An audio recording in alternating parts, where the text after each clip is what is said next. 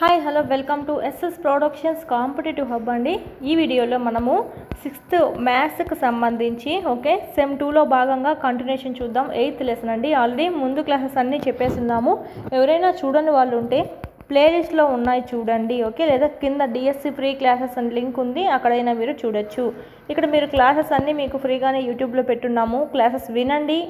2023 text book base చేసుకొని పెట్టున్నామండి. Classes అన్నీ వినండి.